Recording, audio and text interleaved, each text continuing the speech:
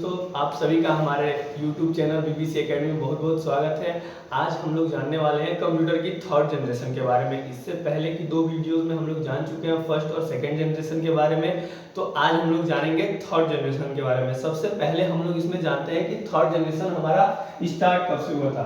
Third generation start हुआ था हमारा 1965 से और चला कब तक था, 1972 तक। कब तक चला था, 1972 तक। यानी कि 1965 से लेकर के 1972 के बीच में जितने भी कंप्यूटर आए, जितने भी कंप्यूटर आए उनको हमने किस जनरेशन में रखा, थर्ड जनरेशन में। लेकिन इसमें एक इंपॉर्टेंट चीज आती है क्या, कि उन सभी कंप्यूटर्स में क्या लगा था, मुख्य डिवाइस के रूप में आईसी चिप लगा था। क्या लगा था दोस्तों, आईसी चिप, जिसका पूरा नाम क्या होता है, इंटीग्रेटेड सर्किट, और हिंदी में उसे बोलते हैं हम लोग क्या, एकीकृत परिपथ। इसका जो हम लोग उपयोग किए थे, जो सेकेंड जनरेशन में ट्रांजिस्टर लगाए थे, उसी के स्थान पर हम लोगों ने थर्ड जनरेशन में क्या लगाया, आईसी चिप लगाया था। क्या लगाया था दोस्तों, आईसी चिप। और इसका प्रयोग सबसे पहले जैक किल्वी और रॉबर्ट नॉइसी ने 1958 में कंप्यूटर में आईसी चिप का सबसे पहले प्रयोग जिन्होंने किया, उनका नाम था क्या, जैक किल्वी और रॉबर्ट नॉइसी। और इन्होंने इसका प्रयोग कब किया था,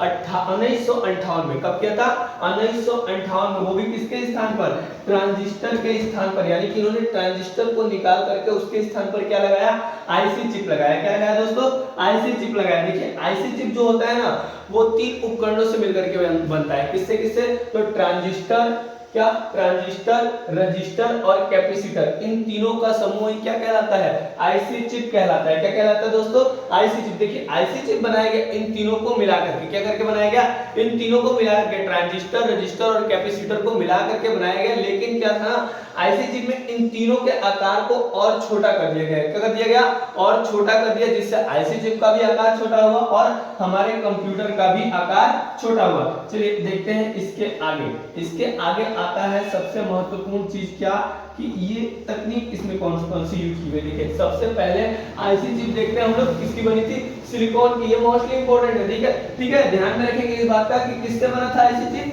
सिलिकॉन से। सिलिकॉन क्या है, एक धातु है, वो भी कैसी, अर्धचालक धातु। जिससे ट्रांजिस्टर बना था ना, अर्धचालक धातु से, उसी धातु से क्या बना है ये आईसी चिप, जिसका नाम क्या है, सिलिकॉन। देखिए वो अलग अर्धचालक धातु था और ये एक अलग अर्धचालक धातु है। वहां पर क्लियरिफाई नहीं किए थे कि किस धातु से बना था, लेकिन यहां पर क्लियर किया गया है कि सिलिकॉन अर्धचालक धातु से बना था क्या, आईसी चिप। ठीक है, देखिए और जो पहले आईसी चिप बना, जो सबसे पहले आईसी चिप बना, उसमें हम लोगों ने 10 से 20 के बीच में इलेक्ट्रॉनिक उपकरणों का यूज किया। यानी कि जो ट्रांजिस्टर, कैपेसिटर और रजिस्टर लगाया, उनकी संख्या 10 से 20 के बीच में थी। और इस तकनीक को हम लोगों ने नाम दिया क्या, स्मॉल स्केल इंटीग्रेशन। क्या नाम दिया, स्मॉल स्केल इंटीग्रेशन, जिसे हम लोग शॉर्ट में बोलते हैं क्या, एसएसआई। क्या बोलते हैं दोस्तों, एसएसआई। और पूरा नाम इसका क्या होगा, स्मॉल स्केल इंटीग्रेशन। ठीक है, यहां से एक फुल फॉर्म में रेडी होता है, आप लोग ध्यान में रखेंगे। उसके बाद समय के साथ धीरे धीरे इसमें परिवर्तन होते गया। क्या हुआ, समय के साथ साथ धीरे धीरे इसमें परिवर्तन होते गया और आईसी चिप में इलेक्ट्रॉनिक उपकरणों की संख्या लगभग 100 के बराबर हो गई। कितनी हो गई, 100 के बराबर हो गई। जब ये तकनीक बनी तो इसे हम लोगों ने नाम दिया क्या, मीडियम स्केल इंटीग्रेशन। क्या नाम दिया दोस्तों, मीडियम स्केल इंटीग्रेशन, जिसे हम लोग शॉर्ट में बोलते हैं क्या, एमएसआई। क्या बोलते हैं, एमएसआई। ठीक है, उसके बाद देखिए थर्ड जनरेशन में हम लोगों ने, थर्ड जनरेशन में जो स्टोरेज डिवाइस का यूज किया, थर्ड जनरेशन में जो स्टोरेज डिवाइस का यूज किया वो थी मैग्नेटिक टेप और मैग्नेटिक डिस्क। देखिए सेकंड जनरेशन में भी हम लोगों ने इन्हीं दोनों का यूज किया था, लेकिन थर्ड जनरेशन में हम लोगों ने इसकी स्टोरेज की क्षमता को और अधिक कर दिया। क्या कर दिया, इसकी स्टोरेज की क्षमता को और अधिक कर दिया। चलिए देखते हैं आगे थर्ड जनरेशन में क्या हुआ था।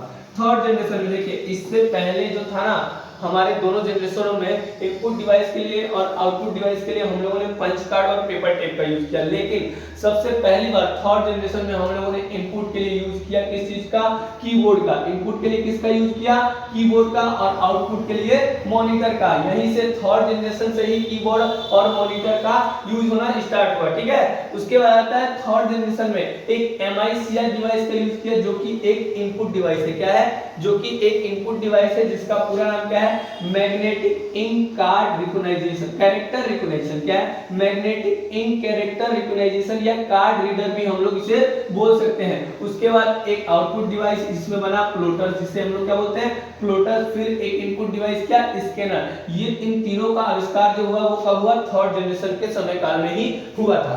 उसके बाद आता है, देखिए हम लोग लैंग्वेज की बात करते हैं, अगर थर्ड जनरेशन में किस किस लैंग्वेज को यूज किया गया था, तो उसमें आता है पास्कल, बेसिक और फोर्ट्रॉन का पार्ट 1, 2 और 3। कौन कौन सा आता है दोस्तों, पास्कल, बेसिक, फोर्ट्रॉन 1, 2 और 3। क्लियर है। चलिए देखते हैं अब हम लोग थर्ड जनरेशन के एग्जांपल्स। क्या देखते हैं, थर्ड जनरेशन के एग्जांपल। तो थर्ड जनरेशन के एग्जांपल में सबसे पहले आता है IBM 360, IBM 370, PDP 6600, PDP 8, PDP 11, PDP 5, UNIVAC 1108, ICL 2903, ICL 1900। और मोस्टली इंपोर्टेंट देखिए, हम लोगों ने पढ़ा ना आईसी चिप सिलिकॉन का बना होता है। किससे बना होता है आईसी चिप, सिलिकॉन से बना होता है। और भारत में कहां, भारत में बेंगलुरु शहर में सबसे ज्यादा सिलिकॉन पाया जाता है, इसीलिए इस शहर को हम लोग सिलिकॉन वैली के नाम से जानते हैं। क्या, बेंगलुरु शहर को, भारत के बेंगलुरु शहर को हम लोग सिलिकॉन वैली के नाम से जानते हैं। क्यों जानते हैं, क्योंकि यहाँ पर सबसे ज्यादा सिलिकॉन पाया जाता है। तो हम लोगों ने देखा थर्ड जनरेशन। ठीक है, इस वीडियो को ज्यादा से ज्यादा लाइक और प्यार देंगे। तब तक के लिए धन्यवाद। अगले वीडियो में मिलेंगे हम लोग फोर्थ जनरेशन के साथ।